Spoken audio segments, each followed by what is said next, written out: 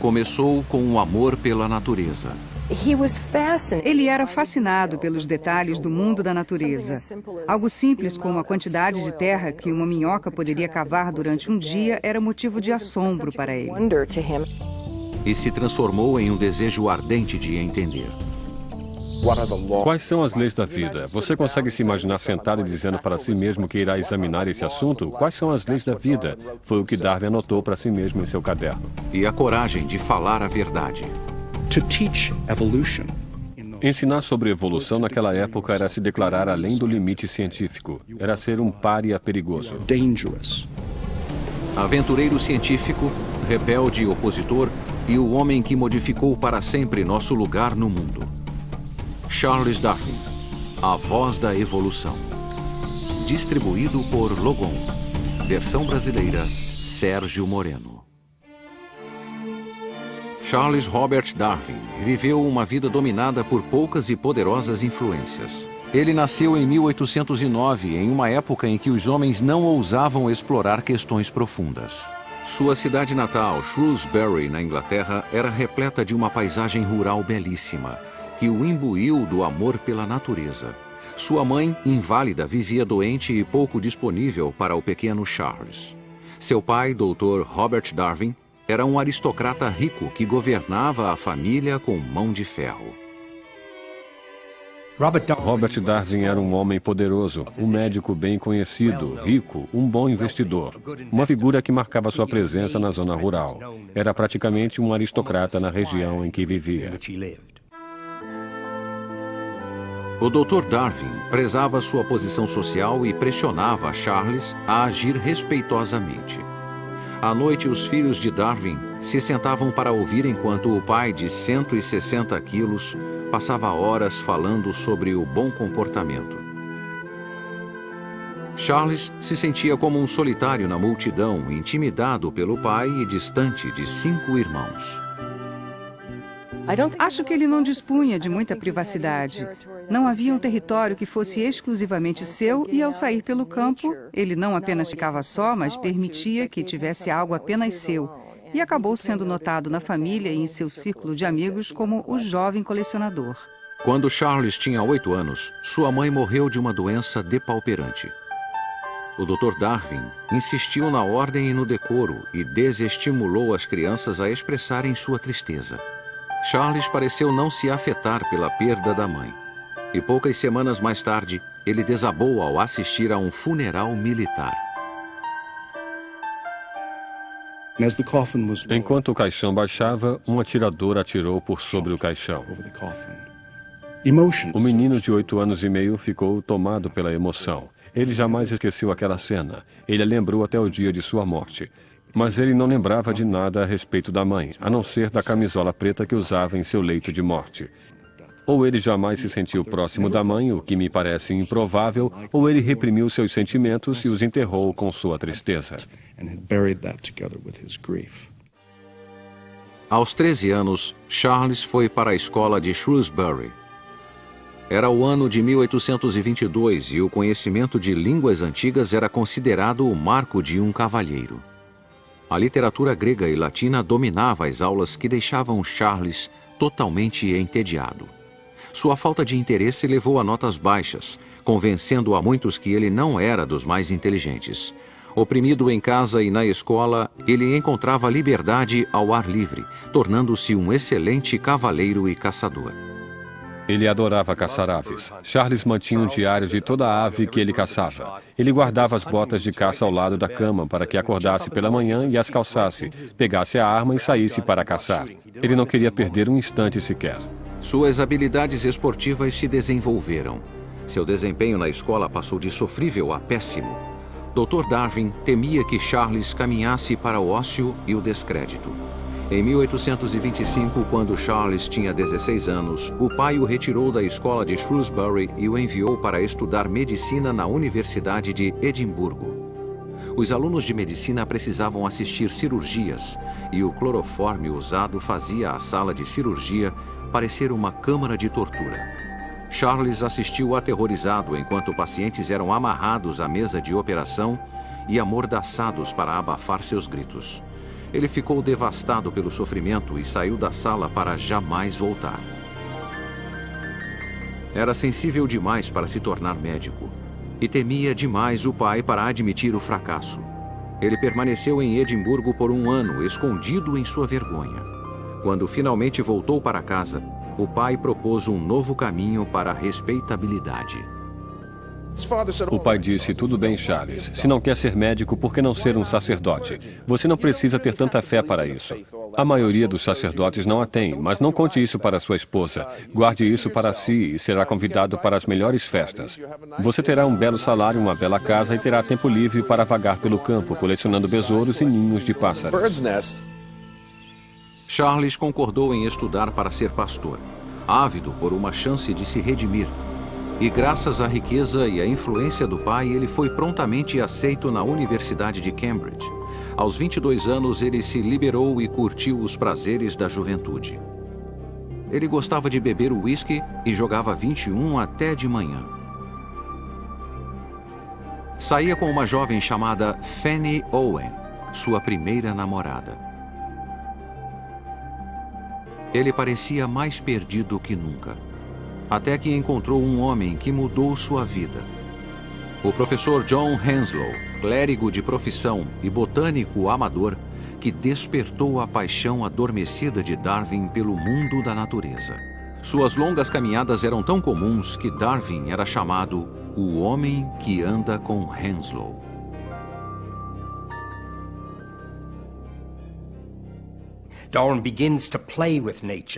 Darwin começou a brincar com a natureza, desenvolveu um interesse inédito em sua vida. Embora tenha feito poucos cursos de história natural ou geologia, absorveu conhecimento de pessoas à sua volta e por seu próprio contato com a natureza. Ele se tornou um ávido colecionador de plantas e animais, com zelo especial por espécies de besouros. Ele pegou um besouro em uma das mãos e viu outra espécie rara e o pegou com a outra mão. Viu um terceiro e queria muito aquele besouro. Então colocou o segundo na boca enquanto pegava o terceiro. Mas o segundo besouro lançou um líquido ruim e Darwin o cuspiu, deixando cair o terceiro besouro, ficando apenas com um besouro e com um gosto ruim na boca. Ele devorava longos relatos de vários volumes de exploração científica e sonhava com aventuras distantes.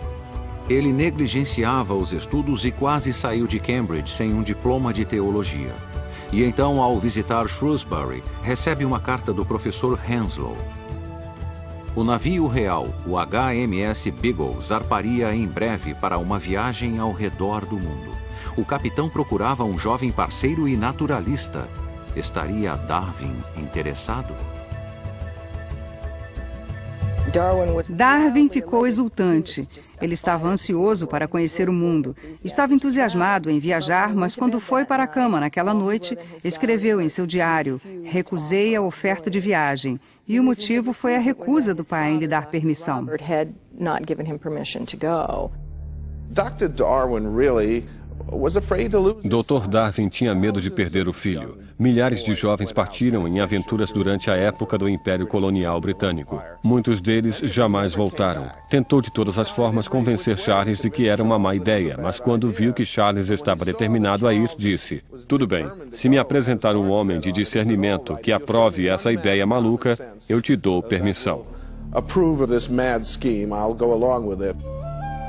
Charles encontrou esse homem no tio, Josiah Wedgwood, que persuadiu o Dr. Darwin a custear a viagem do filho. Charles ficou exultante e apreensivo. Darwin não imaginava o significado daquela viagem. Não sabia se sobreviveria. Esperava convencer as pessoas que respeitava, principalmente em casa, aqueles dos quais queria a aprovação. Seu pai, seus professores de Cambridge, de que era capaz de ser alguém. Possuía um desejo ardente de fazer isso.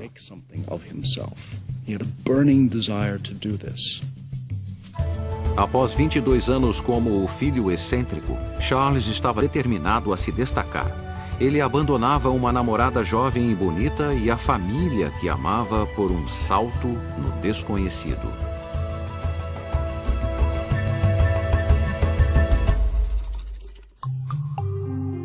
Charles Darwin havia sonhado em viajar pelo mundo e em 1831 seu sonho parecia estar ao seu alcance. A coroa britânica havia designado o HMS Beagle para mapear rotas marinhas ao longo da América do Sul e o capitão procurava um naturalista para a viagem. Darwin, aos 22 anos, enfrentaria um obstáculo: a aprovação do capitão Fitzroy. Fitzroy era um entusiasta da chamada fisionomia, a ideia de revelar o caráter de um homem pelos traços do rosto ou pela forma do corpo. E Fitzroy não gostou do formato do nariz de Darwin. Achou que poderiam não se dar bem juntos. Seus modos cavalheirescos e paixão pela viagem convenceram Fitzroy. Darwin ficou exultante até que viu o Beagle. Ele o olhou. Tinha 27 metros de comprimento. Era pequeno. 7 metros de largura no seu ponto mais largo. Era pequeno. Olhou o camarote que teria que compartilhar. Precisava se curvar para entrar. Ele tinha 1,82 m e o teto era mais baixo. Seriam seus aposentos, o que claramente lhe dava uma sensação de claustrofobia. Das cartas de Darwin às irmãs, pais e amigos, vê-se que estava tomado por uma sensação de pânico. Deveria voltar atrás, mas é claro que não poderia. Ele sabia disso, era um cavalheiro, havia aceitado. Darwin chamou o camarote confinado de mal incessante. Ele se perguntava como 74 homens poderiam conviver durante os próximos 3 ou 5 anos quando soube que a embarcação era uma fragata, uma classe de embarcação instável conhecida como caixão flutuante. O navio ficou ancorado por meses esperando pelo bom tempo. Certa noite, alguns marinheiros se embebedaram. Na manhã seguinte, Fitzroy mandou que fossem açoitados. Darwin ficou horrorizado com o corretivo brutal e se perguntou se aguentaria uma viagem longa. Ele ficou tão ansioso que passou a ter dores torácicas. Finalmente, o Beagle zarpou e ele imediatamente descobriu um novo tormento. O pior de tudo era o enjoo. Ele sofria de enjoo no mar, como todos os Darwin, inclusive eu, através de gerações. É uma herança difícil que me faz vomitar o tempo todo. E o que surpreendeu a mim e a outras pessoas foi que ele sobreviveu apesar do enjoo, já que passou pelos piores mares do mundo. Nem mesmo o sono lhe trazia a paz. Sua cama era uma rede do tamanho da cabine e passava a noite indo de lá para cá, com uma regularidade nauseante. Após 2 meses, o Beagle chegou à América do Sul. Darwin recebeu suas primeiras cartas de casa e foi atingido por mais um golpe arrasador.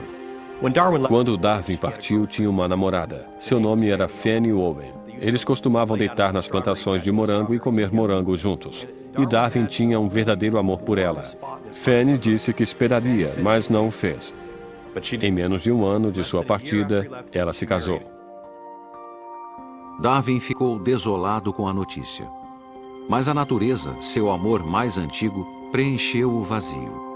Nenhum romance poderia se igualar ao êxtase de sua primeira caminhada pela floresta tropical brasileira. A elegância das folhagens, a novidade das plantas parasitas, a beleza das flores me encheram de admiração. Esse dia trouxe um prazer maior que jamais imaginei sentir novamente. A mente é um caos de fascínio. Charles Darwin. Charles Darwin. Incansável, ele recolheu fósseis, peles e carcaças de centenas de formas de vida exóticas. Sempre que o Beagle aportava, era o primeiro a desembarcar para subir as montanhas. Ele andou por 640 quilômetros com gaúchos fortes, em suas palavras, os cowboys da América do Sul. Eram homens rudes e violentos. Darwin era um cavaleiro e os acompanhou bem. Quando jovem, ele era muito forte e vigoroso. Seus modos gentis conquistavam tanto nativos quanto seus rabugentos companheiros de viagem. Os marujos o chamavam de filo ou filósofo e o achavam excêntrico, mas inofensivo. Eles construíram barris para guardar sua coleção crescente de espécimes raros. Eles achavam que era importante e tinham razão. Ele havia se disposto a decifrar o enigma da intricada teia da natureza passo a passo. Ele descobriu um indício essencial nas montanhas acima da cidade de Salvador. Ele olhou para cima e viu ao longo da montanha uma faixa estreita que descobriu serem conchas. Seguiam regularmente pelo terreno, bem mais alto que o mar, e Darwin começou a se perguntar o que havia ocorrido. A terra teria se erguido ou a água baixara? A cristandade achava que a superfície terrestre permanecera fixa desde o dilúvio. Suas próprias observações lhe diziam que era um planeta em constante mudança. Inflamado por seu entusiasmo intelectual, ele parecia desatento a potenciais perigos. Na Argentina, ele desafiou o cruel ditador, o general Juan de Rosas. Darwin precisava vê-lo para obter um passaporte. Ele se denominou Dom Carlos, naturalista. E perguntaram, naturalista? O que é naturalista? E ele respondeu através do intérprete que um naturalista era um homem que se interessava por tudo, por qualquer coisa. E disseram, um espião. Darwin conseguiu conquistar Rosas, obtendo passe livre e acompanhantes para entrar na densa floresta. Ele estava cada vez mais seguro de si até que encontrou os selvagens da Terra do Fogo.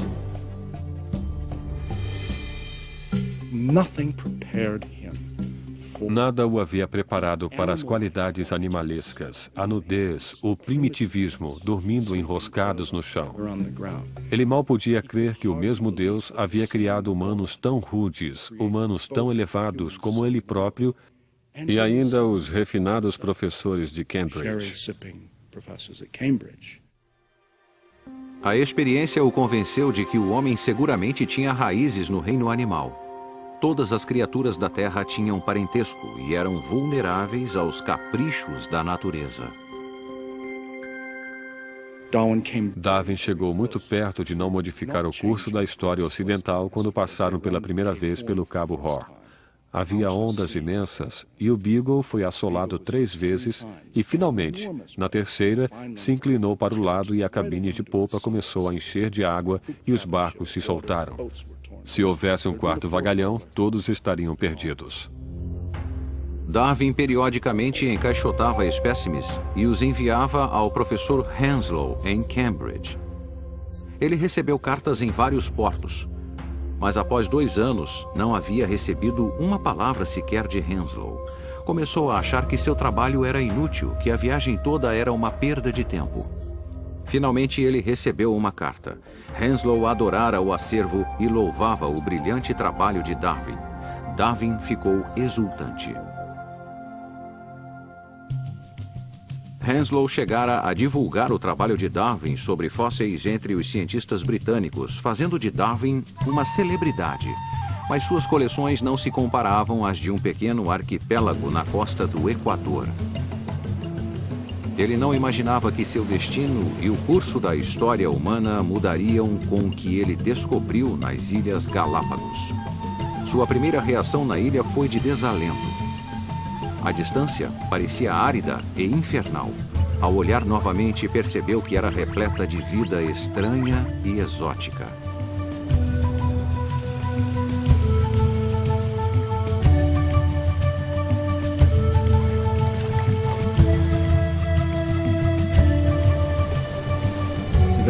Os Galápagos que ele encontrou eram uma espécie de laboratório ao ar livre, algo pré-histórico e ainda existente naquele tempo. Era o local mais extraordinário onde o homem jamais pisara até os últimos 100 anos. E nenhum animal tinha medo dos homens, o que era emocionante. Darwin se aproveitou de sua mansidão e andou no casco de tartarugas gigantes. Ele notou que elas e outros animais existiam com pequenas variações em cada ilha. Os tentilhões de uma ilha tinham bicos longos para pegar insetos. Os de outra possuíam bicos fortes para esmagar nozes, e mesmo assim ele percebeu que cada espécie deveria ter vindo de um ancestral comum. A Bíblia dizia que as espécies foram pré-determinadas na criação. Os Galápagos sugeriam que os animais se desenvolviam. A descoberta de Darwin parecia desafiar a Deus. Ele escreveu a um amigo: é como confessar um assassinato, mas preciso acreditar que as espécies podem se modificar, evoluir. Bom, era como um assassinato, porque um assassinato é um crime capital. Os assassinos são punidos. Darwin sentiu que seria punido. Darwin lutara a vida toda para seguir os princípios do bom comportamento ensinados pelo pai. Ele havia estudado medicina e religião para se enquadrar em uma sociedade respeitável. Agora sua mente estava arrebatada por uma ideia que ameaçava subverter a ordem estabelecida e torná-lo um pária.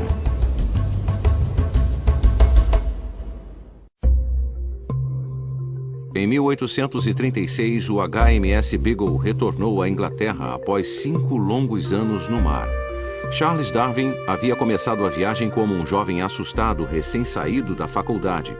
Ele a terminou como um homem confiante de 27 anos.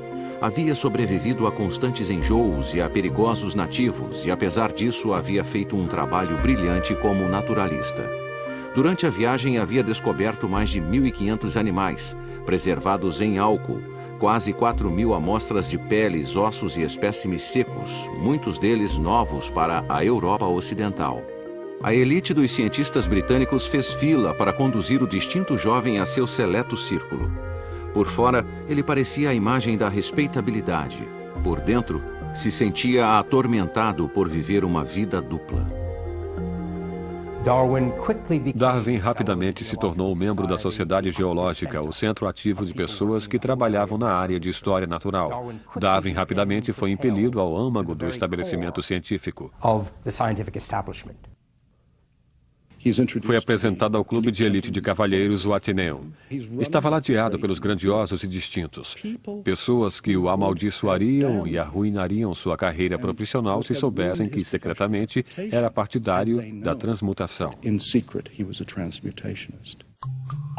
A transmutação, como a evolução era chamada na época, dominava seus pensamentos íntimos.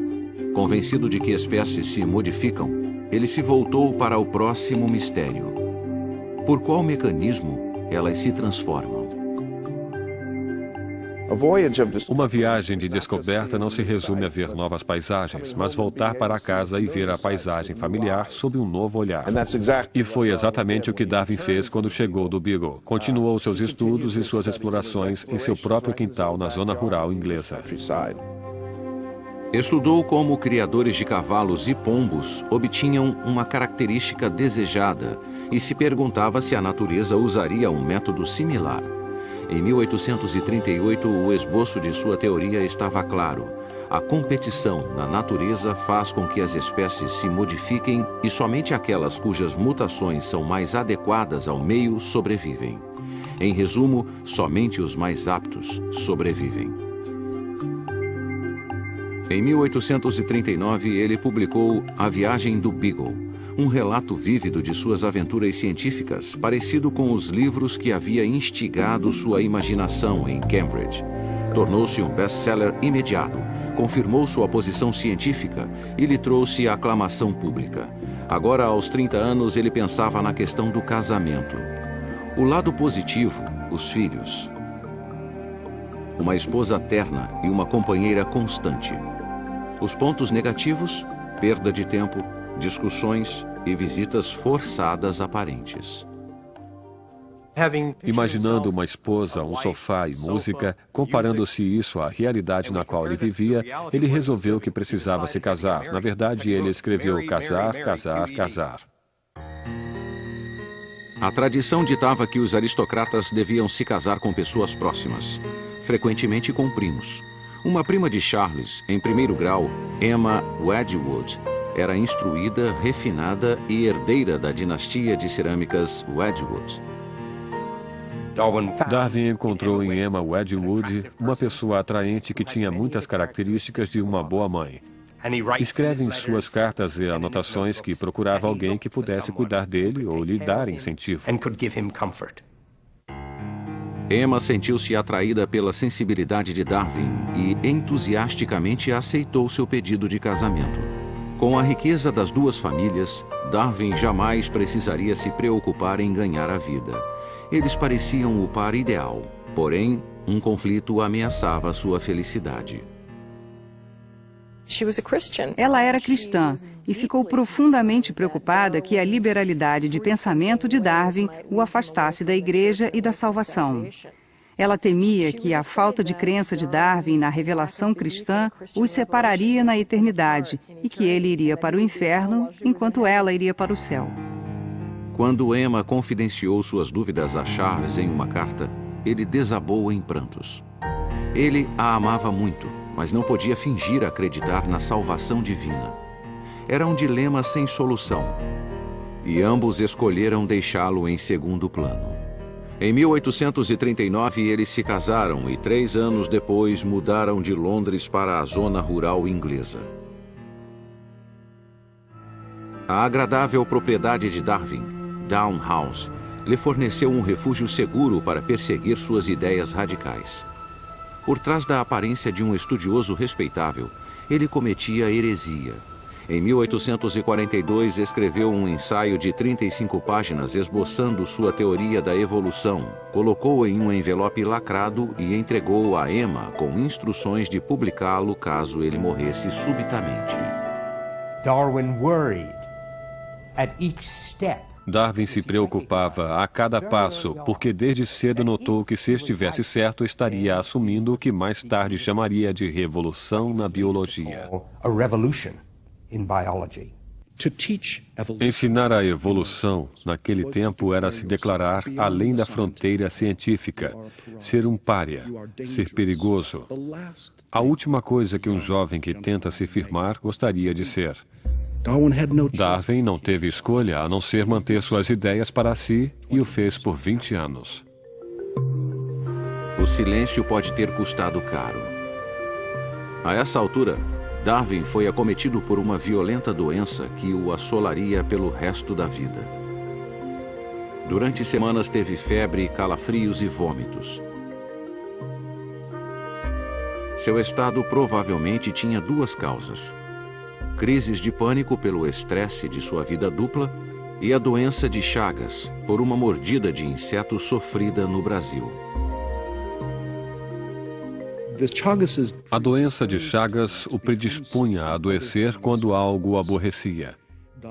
Darwin criara um padrão de se tornar extremamente doente por qualquer distúrbio emocional em sua vida, até mesmo em pensar nas ideias evolucionistas. O vigoroso explorador que havia escalado montanhas, lutado para caminhar pelo solo de sua casa de campos, nos próximos 40 anos viveria praticamente inválido. Raramente saía de casa, conseguindo trabalhar apenas 2 ou 3 horas por dia. Eu sou um cão adulto, tedioso e desanimado perto do que era.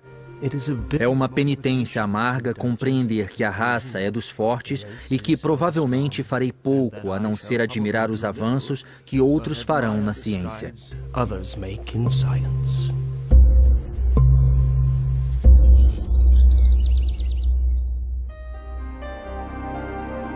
Darwin passou grande parte da década de 1840 fugindo do segredo bloqueado em sua mente. Sua teoria da evolução era explosiva demais para ser transmitida ao mundo. Poderia arruinar sua reputação e a de sua família. Problemas crônicos de saúde limitavam seu trabalho diário a poucas horas, tempo que era gasto explorando os menores detalhes da natureza. Ele dedicou 8 anos a uma análise exaustiva dos cirrípedes marinhos. Durante muito tempo, a casa de Darwin era o mundo dos cirrípedes. Havia cirrípedes em jarros por toda a parte. Há uma história de que um amigo do filho de Darwin o visitou e perguntou: onde o seu pai trabalha com os crustáceos? Sua doença o confinou a Down House e o forçou a trazer para si o mundo exterior através de um vasto universo de correspondência. Ele buscava informações com o mesmo apreço que havia colecionado besouros. Entrava em contato com todos, desde marujos a missionários e naturalistas, em busca de espécimes distantes e descobertas científicas. Ele trabalhava com afinco, escrevia cartas dia após dia, quer estivesse doente ou bem. Darwin escrevia cartas para outros cientistas explorando suas ideias. Onde viu isso? Onde encontrou aquilo? Você já ouviu falar disso? Então havia uma fascinante tensão entre Darwin, o consumado cientista internacional, e Darwin, o recluso.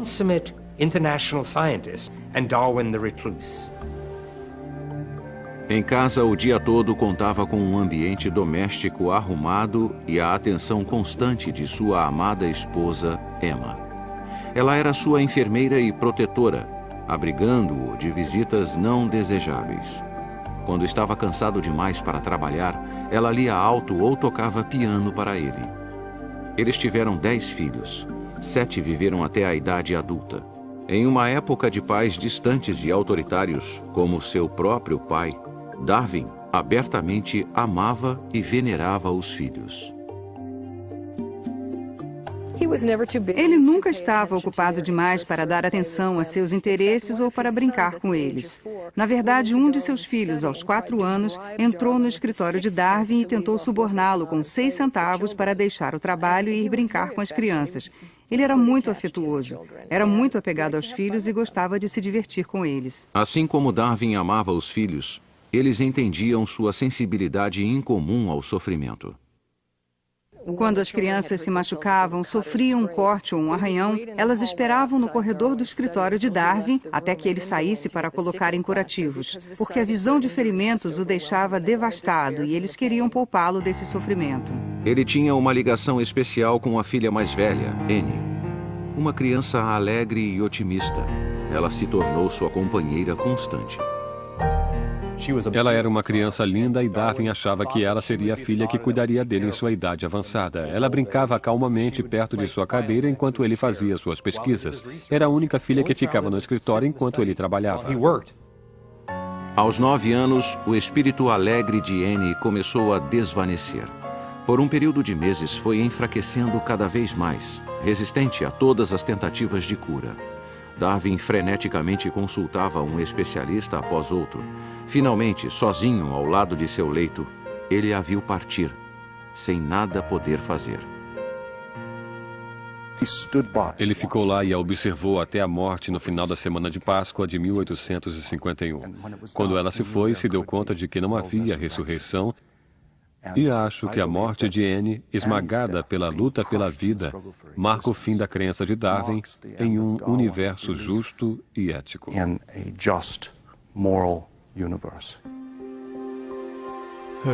Sua alegria e estado de espírito irradiavam de todo o seu semblante e tornava cada movimento cheio de vida e vigor. Ao caminhar comigo, ela geralmente andava na frente, fazendo piruetas de forma elegante.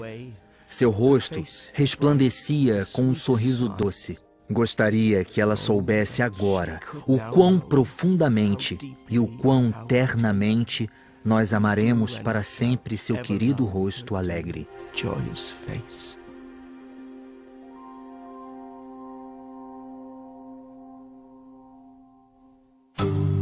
Após a morte de Annie, Darwin retomou o trabalho adiado por tanto tempo, a revelação pública de sua teoria da evolução.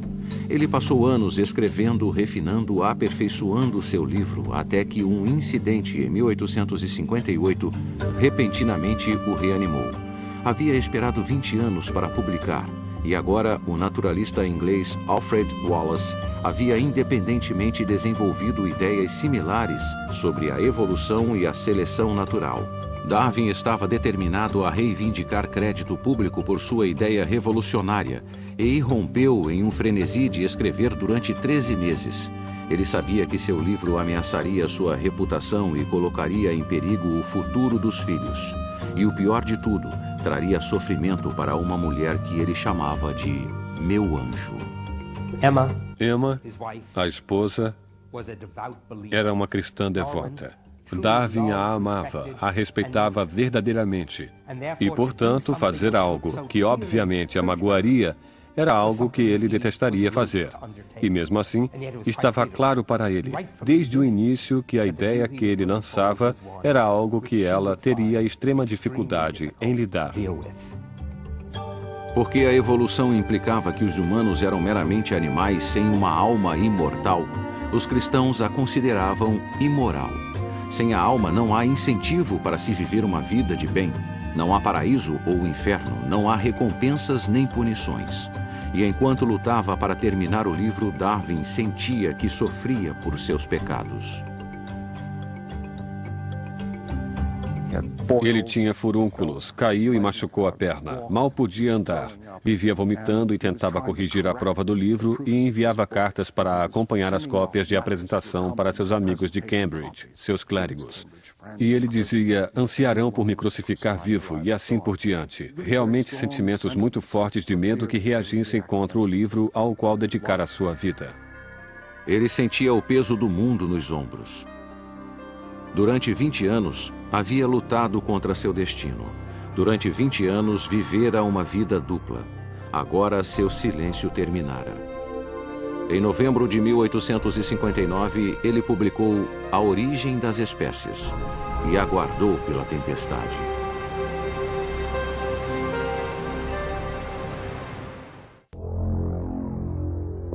Em 1859, aos 50 anos, Darwin revelou sua teoria da evolução e a origem das espécies. Isso causou um alvoroço imediato. A primeira impressão de 1.250 exemplares vendeu em um único dia. Darwin e sua teoria foram incompreendidos. As pessoas acreditam hoje que ele disse que descendemos dos macacos. Ele jamais disse isso. Disse que macacos e humanos vieram de um ancestral comum e seguiram um caminho diferente. Para a Inglaterra vitoriana, a evolução de animais inferiores parecia extremamente improvável. Darwin foi ridicularizado, zombaram de sua teoria. Sua barba branca era uma dádiva aos caricaturistas, inspirando uma legião de desenhos comparando-o a peludos macacos. A igreja anglicana dominava como a igreja oficial na Inglaterra. A teoria de Darwin implicava que a autoridade eclesiástica era, no mínimo, supérflua e, no máximo, fraudulenta. E isso era terrivelmente ameaçador aos pilares da sociedade estabelecida.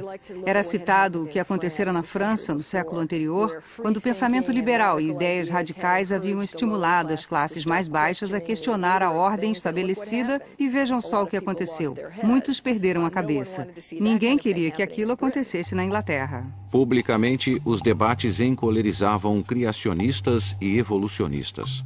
Darwin superava a controvérsia na segurança de Downhouse e trabalhava nos bastidores para obter suporte à sua teoria na elite de cientistas.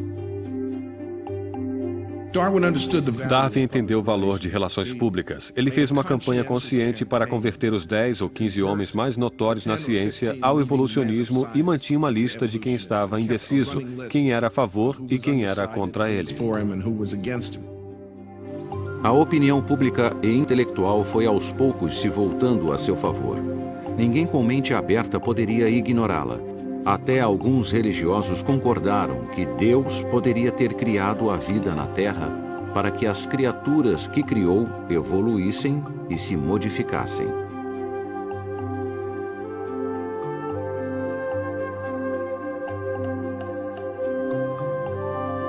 Em 1871, Darwin publicou A Origem do Homem, pela primeira vez ligando diretamente a ancestralidade humana aos animais inferiores.